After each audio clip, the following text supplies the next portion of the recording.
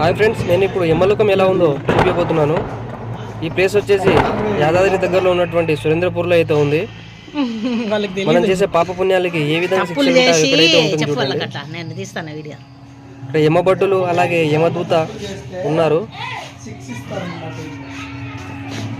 ఇక్కడ చూడండి, చిత్రగుప్తుడు మనం చేసే పాపాలు పుణ్యాలన్నీ ఈ బుక్ లో రాస్తూ ఉంటాడు. ఇక్కడ నుంచి మన యముడికైతే చెప్తాడు అనమాట. పక్కన యమభటులు ఉన్నారు. ఇది యమలోకం. లోపలికి వెళ్ళి చూపిస్తాను. ఇక్కడ చూడండి, మనం చేసే పాపాలకి ఏ విధమైన శిక్షలు ఉంటాయో. దొంగతనం చేస్తే ఇలా తలకిందులుగా వేసి నరుకుతారన్నమాట. వేరే వాళ్ళతో ఎఫ్ఐఆర్ పెట్టుకుంటే అలా నరుకుతారు. ఇక్కడ చూడండి, తూకాలు మోసం చేసే చెట్టు కట్టేసి కడుపులో మొలలు గుచ్చుతారు. ఎద్దును తోలితే ఈ విధంగా మనకి వంగబెట్టి మీద రాయి వేసి కొడతారనమాట.